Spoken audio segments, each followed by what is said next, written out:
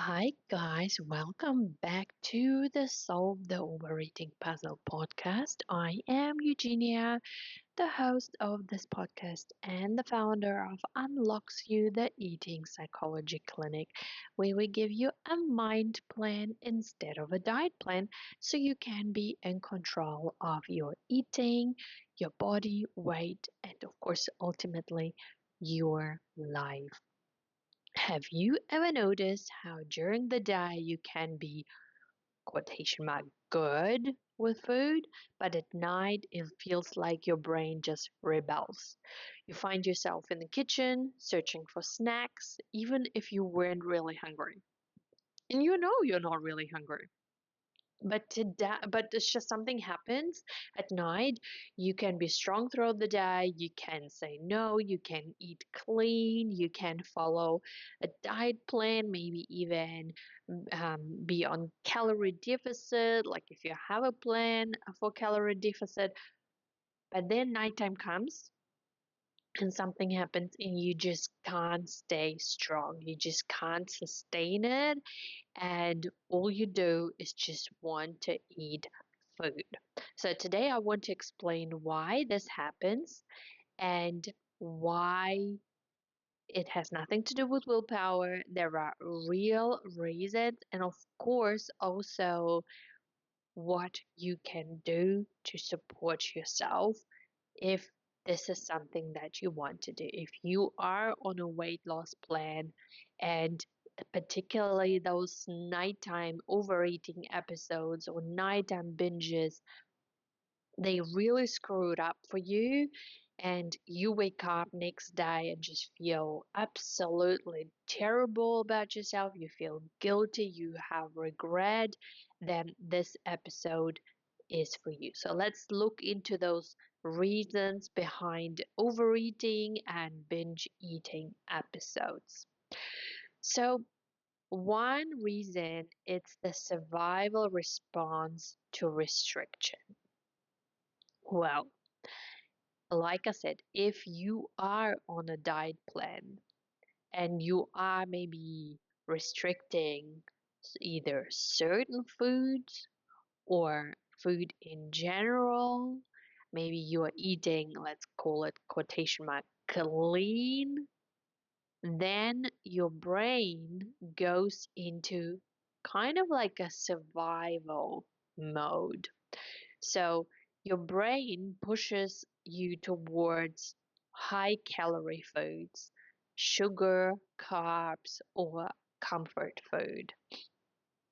Basically, what happens is because you think about like this, food is the primary source for survival.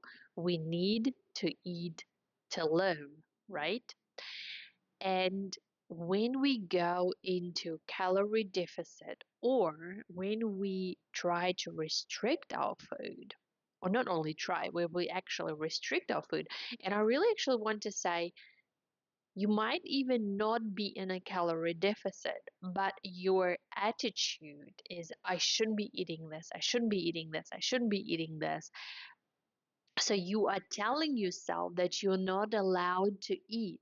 For the brain, it's like you are in survival mode, right? You are not allowed to have something that is important to be alive.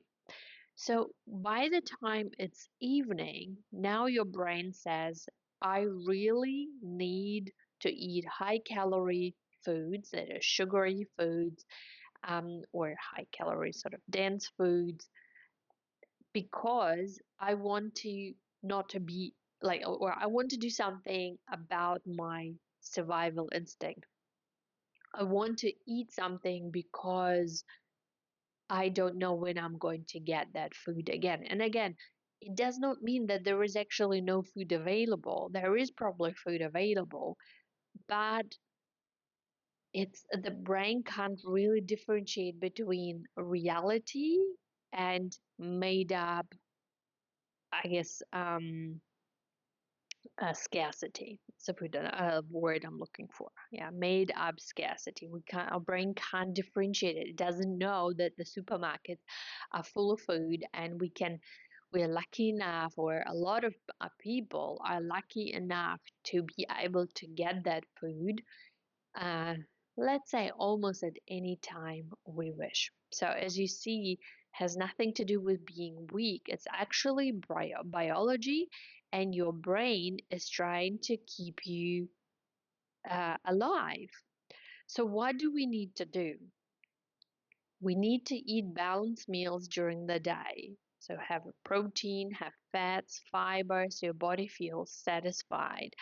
Now, if you are trying to lose weight, this is a little bit more difficult, but what I have found personally, because I am also I am on a fat loss journey. I am really trying to get to where I was before pregnancy, and I still have a little bit, around 2 kgs to lose. And as you know, the last 2 kgs, the last 5 kgs are hard. They're really hard because for the body just doesn't want to do that anymore, right? And because I have lost already quite a bit of weight from the beginning of when I gave birth. So what I have found, what helps me is to eat slightly less calories during the day.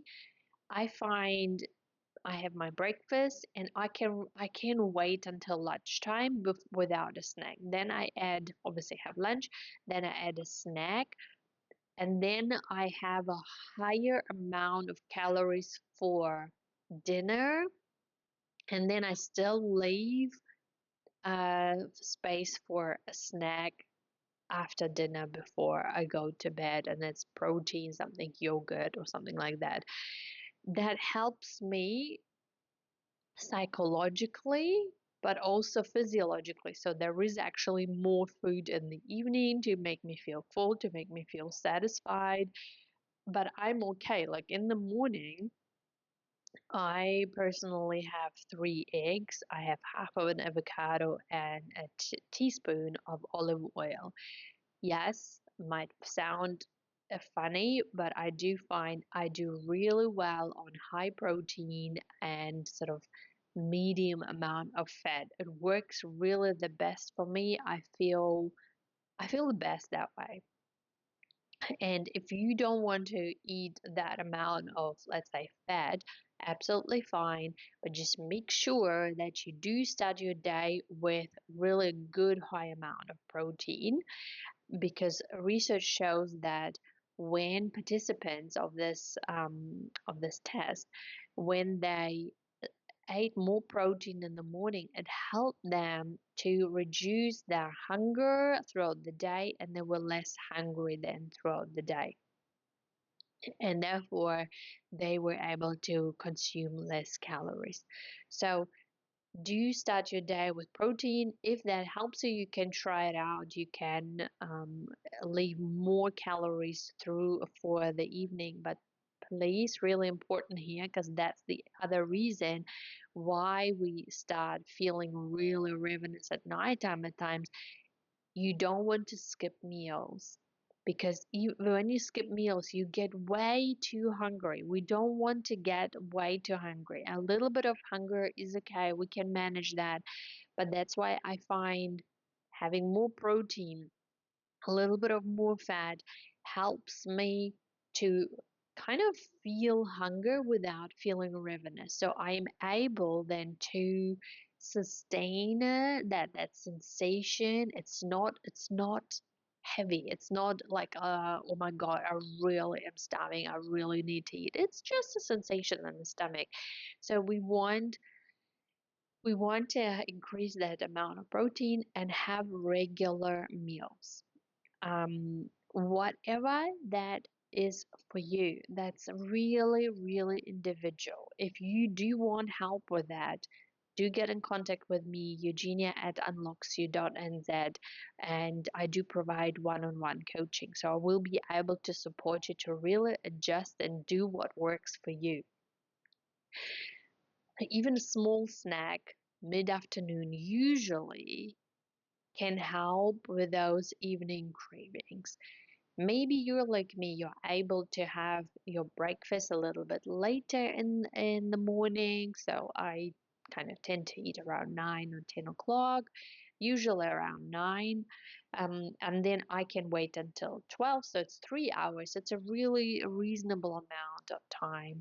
Then I have my afternoon snack around 3. And then I have my dinner around sort of 5 o'clock, and then I have another snack before going to bed.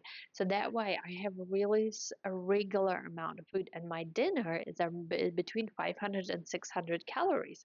So it's a decent amount of calories, and actually a really good amount of food, like quantity wise as well. ChatGPT can help you with that as well. I have talked about it before. Keep your meals nourishing, not just low calorie, but really food that makes you feel satisfied as well. Because a lot of the time, the reason why we want to eat food at nighttime is also because what we want is that satisfaction. Think about it like this. Have you ever eaten food? Let's say it was low calorie. Let's say a good example. Sometimes people make like an omelet with only egg whites, or maybe one full egg, and other than that, only egg whites. And they're full, but they don't feel satisfied because the fat was missing. And the fat is quite often a really an important component to feel satisfied for a long time, and including protein as well. So you want to feel full, but you also want to feel satisfied after your meals. So make sure eat balanced meals. Make sure that you don't skip meals.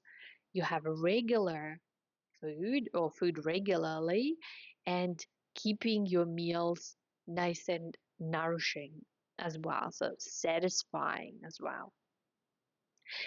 The other reason why we get tired, or why we tend to overeat at nighttime, is decision fatigue. What is decision fatigue? All day long, you're making decisions. It starts in the morning, what am I going to wear? Then, what do I need to eat? What do I want to eat? Then, what are the kids going to wear? What are they going to eat? You go to work, you make further decisions. There are a lot of decisions that you need to make throughout the day, whether it's work, children, your chores, really anything. And by nighttime, your brain is tired. It's that willpower battery. It's drained. So think about during the night, you're recharging like you recharge your phone. And then by the time it's nighttime, like your phone, your battery is probably low. So it's the same with your brain. Your brain is tired to make the decisions, especially if you are again restricting whether it's calories or food, and you're telling yourself, no, no, no, no, no, not yet. We eat later. What are we going to eat? No to this food, no to that food. So that logical, that disciplined part of your brain, the prefrontal cortex, is now tired, and the emotional, the reward seeking part, the limbic system, it takes over.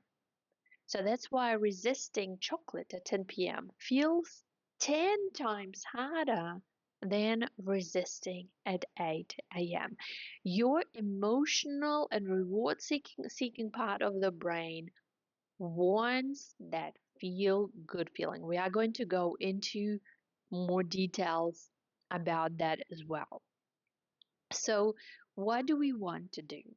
Practical tools. We want to have a plan for our evening snacks and meals so you don't rely on willpower. And that's why I do like to have not a meal plan as such, but an idea. So let's say for me, it is I have 150 grams of protein. Now, I can have any protein I like, whether it's chicken, whether it's fish, whether it's beef, or even mince. I don't have 150 grams, but something along those lines. So I have, let's say, 150 grams of protein, and then I have 2 tablespoons of olive oil, or I have a quarter of an avocado, and the rest are veggies. I can have any veggies that I like, and I have also fruit, by the way, as well. So I can have any fruit I like. I can have any veggies I like. I can have any protein I like, but I kind of know approximately what I'm going to eat, what kind of food I'm going to eat. Usually something is already there, or I can prepare it very fast. So there is an idea about what I can eat. Okay, so I don't need to think about my calories. I don't need to have any plans as such. I just do what I know. Yeah, so use simple and healthy options in easy reach. Have fruit there. We always have fruit there. We always have yogurt there. I can I can really, it's just there. Okay. I don't need to think about it. We don't have food that I don't want to eat. Not only we just don't see that that food should be part of our daily diet. If we want to have a chocolate, we will go to the supermarket and get a chocolate. But most of the time, we don't have it. Like, we don't have that kind of highly processed foods in the house. No chips, no chocolates, no lollies, because we don't need that. It's not part of our daily diet. Therefore, it's not necessary. And that will help you to also not to require willpower, because there is just nothing to decide about, right? So you eat what's there, and you know that whatever you eat will be fine. Another trick that some people use, now I personally don't do that, but hey, that's something that I've heard, let's say, books. Okay, I've heard it from some books where they say this is what successful people do. They reduce decision making during the day. So what they do is, let's say they have certain type of clothes that they wear to work. Obviously, not everyone has uh, a certain type of clothes that they wear, but let's say some men would say this is the Monday shirt, Tuesday shirt, the Thursday shirt, whatever. Or like I have a drawer where the jerseys are only uh, for work. So that drawer has jerseys or pullovers that are only for work. So I don't need to go through a drawer of clothes where I have, let's say, jerseys or t-shirts that are for the gym or going or walking and being at home. I don't have that. So I can just grab that out. I don't know if it kind of applies here, but otherwise, how we can reduce small decisions when it comes to food is obviously cooking ahead of time. So we always cook much more. So that means, let's say, if I cook meat that will last about 2 to 3 days. So when I get home, I don't need to think about what protein I'm gonna have, because it's already there. I don't need to think about what vegetables I'm gonna have. It's already there. It's already prepared. So either batch cooking. I used to suggest, let's say, if you are a meat eater, put a whole chicken in the oven. Put some potatoes around it or some veggies around it. Then when that chicken is done, take it out, obviously let it cool down, and then rip it apart like let's say no, I need to explain it properly. You can just pull it apart into smaller pieces, and then you have that protein. So you can reach for it. You can add it to your salads, to your wraps, to whatever you eat at any time. So it's there, and then it's usually quite a It's enough for 2 to 3 days. Depends on obviously the size of your family, but a whole chicken, even two chickens. I make, I quite like just to fry up mince. Yes, it's not a whole recipe, but it's food. So I just fry up mince, or we fry up mince, and then it's there. It lasts 2, 3 days, and I just mix it with veggies, and it does the job. Okay, so meal prep or having some routine, having some ideas how I can cook in sort of bigger quantities, that really helps. So that will help you with your decision fatigue in the evening. The other reason why we tend to overeat at nighttime is because after a long day, your brain usually wants a feel good hit. Yeah, it just wants to feel good. It's tired. It maybe had a stressful day. It was a long day. And honestly, all you want is just actually everyone to go to bed and have some time to yourself. Mama, you can relate. I know you can. So, and food, especially those sugary foods, sugar, carbs, salt, fat, that combination, right? So sugar and fat like ice cream, or salt and fat like a pizza or potato chips, plus carbohydrates, that that gives you that instant dopamine release.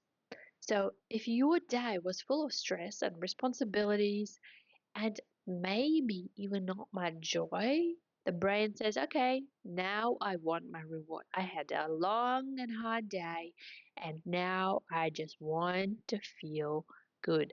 And so the food becomes that quickest and easiest options, especially if this is something that we've learned over the years. We learned to associate food with that reward for ourselves, for pleasure as well. So what can we do? I would suggest that we build small rewards that aren't food for your evening.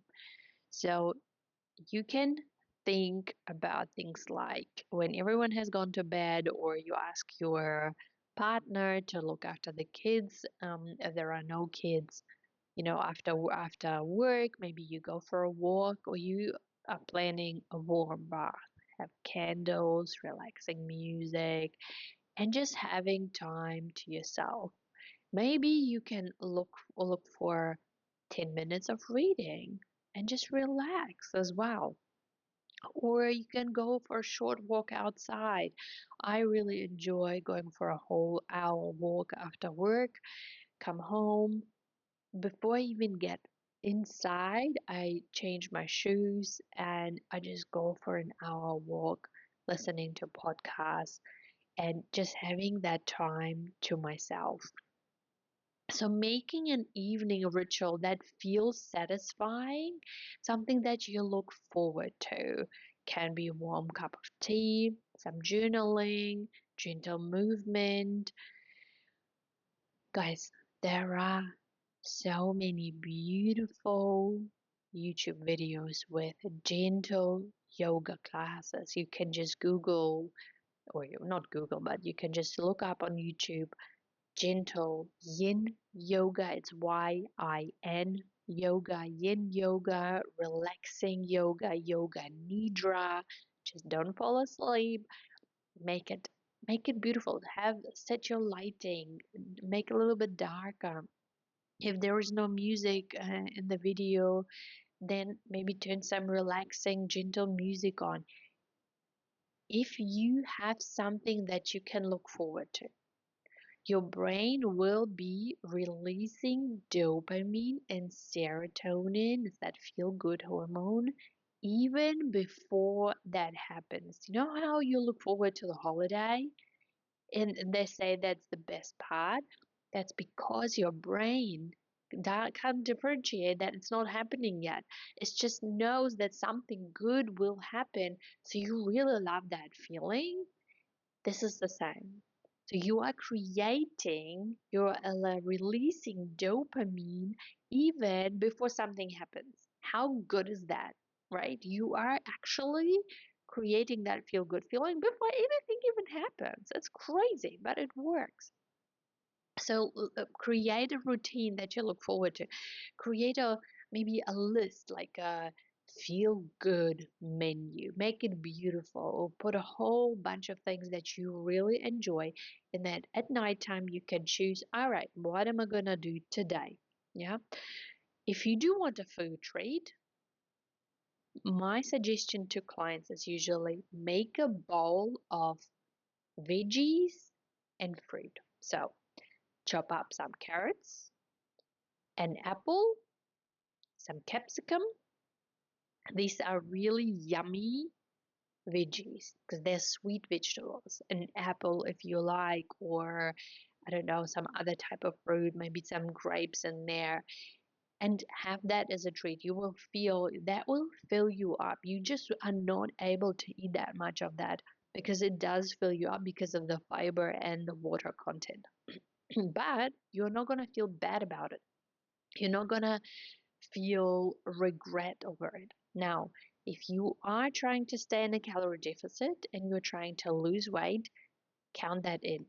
Okay, count that in, give that, let's say, 150 calories extra, like just leave it there. I don't even think that it's 150 calories, but let's say an apple is around 90. Okay, so you have another 60 calories for, let's say, other type of fruit. And that's around about it. You give that extra and then have a whole bowl and just enjoy it in the evening, and you will love it. So that's how you can do to create that food treat that you enjoy and really savor it mindfully, instead of binge eating, right? Now, the other reason why we eat at nighttime is also stress and cortisol drop. Cortisol is a stress hormone, but it also plays a role in keeping you alert and giving you energy. So in the morning, or let's say it starts around 3 o'clock in the morning, 3 a.m., your cortisol levels start increase because it wants you to get up, to make you alert, right? To be ready for the day. So naturally, cortisol is higher in the morning to help you wake up, and then it gradually lowers throughout the day. Because obviously, by the evening, cortisol is at lowest. It why? Because this is how you should then get tired and go to sleep. So for anyone who is under pressure or has, let's say, demanding day, this drop is when you finally feel just exhausted and often also overwhelmed because all day your body has been running on adrenaline or stress for hours. And if you are someone who has a lot of coffee throughout the day, now you are stimulating your adrenals to create more cortisol. So you're running on that toxic cortisol, not toxic, sorry. You're running on that extra adrenaline, on that extra cortisol that is not naturally created by the body. And that crash then can feel especially intense at nighttime.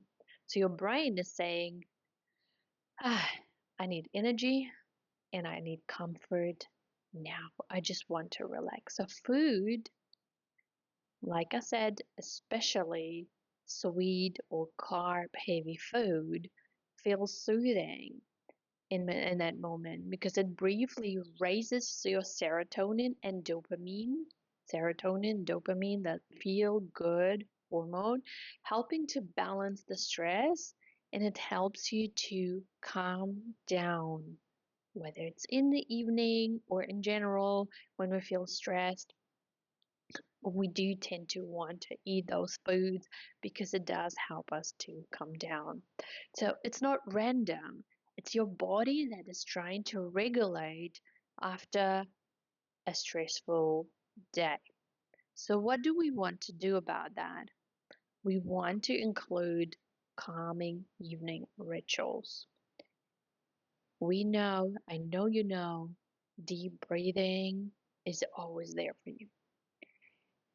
Exhalation, it's the relaxation is in the exhalation. I really love that saying. Exhalation is in the exhalation. Relaxation is in the exhalation. So we want to inhale for 4, exhale for 6 or 7 counts. Yeah.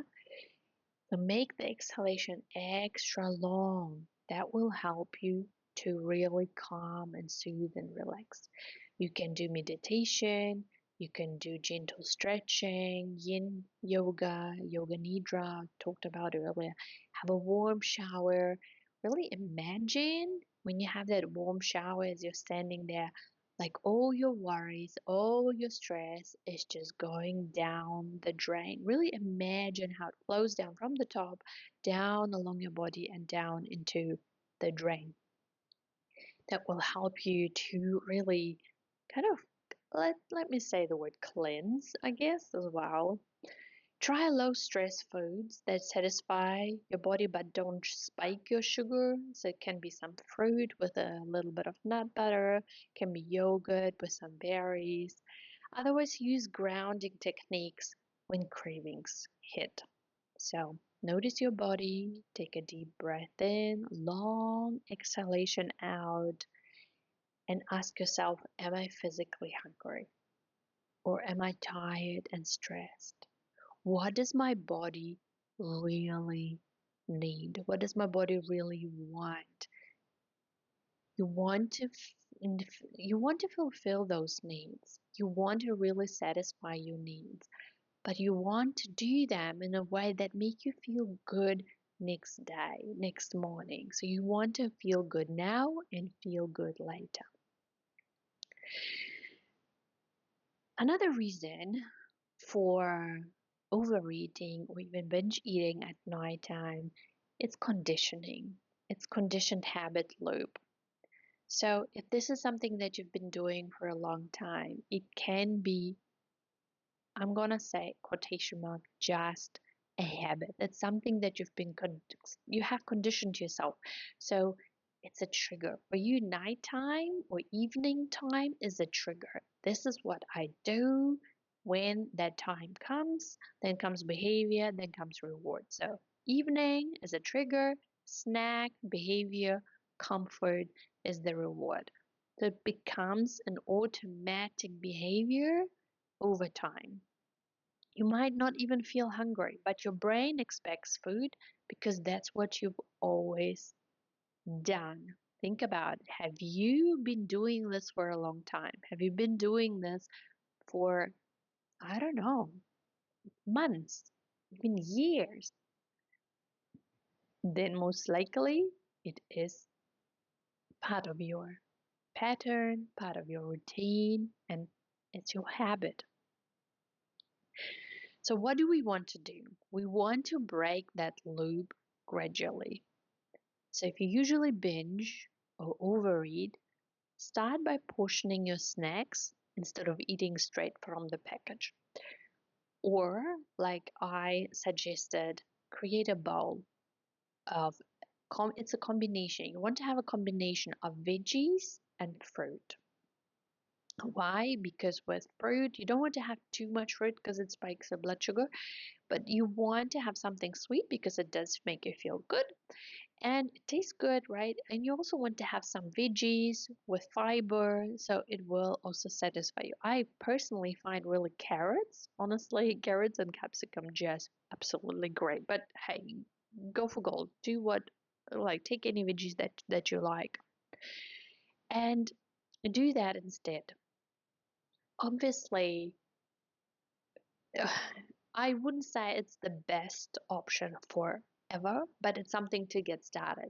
And ideally, with time, you want to avoid that behavior in general if that is disturbing. If it doesn't bother you, don't worry about it. Change the environment. So if you tend to eat when you watch TV, well, don't watch TV. Do something else. Maybe maybe read a book, or start with watching TV and having, let's say, that bowl of veggies and fruit, like I suggested, and with time replace it with maybe like a cup of tea or something like that. Or, like I said, do something different, create a new pattern, create a new routine for yourself. Maybe you want to draw, maybe you want to read books, maybe you want to practice something, knitting, I don't know, something that you haven't done. Maybe you want to do journaling. Do something different. So when your brain rebels at night, remember it's not a lack of discipline. It's your body and brain just reacting to restrictions that you've been following throughout the day. Maybe it's just tired to make decisions. Maybe it's just tired of the stress that you've experienced throughout the day. Or maybe it's just a habit, that's something that you've been doing for many years. But the good news is, if you haven't been taking notes, you're welcome to just re-listen to this podcast. You can make a change. You can respond differently.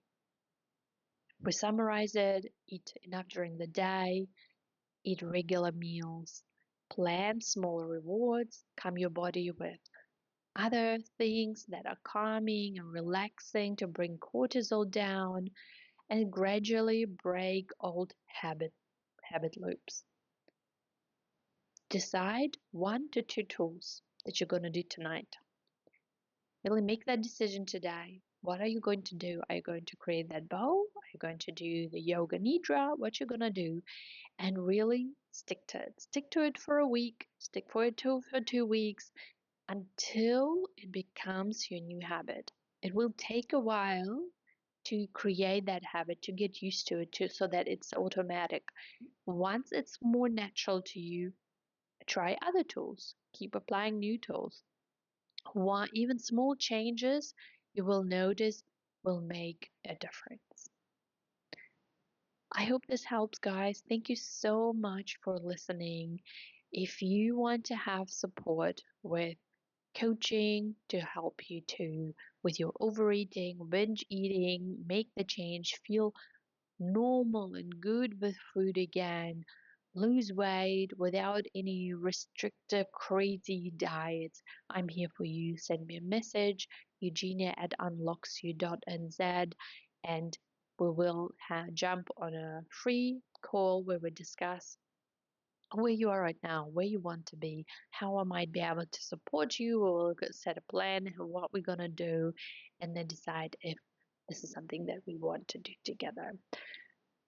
Thank you so much for listening. Share this podcast, subscribe, follow this podcast. This will really help me. Share it with friends, people who you think might benefit from it. You never know who might need to hear it today. So, no matter where you are in the world, have a beautiful day. Have a good night. Bye bye.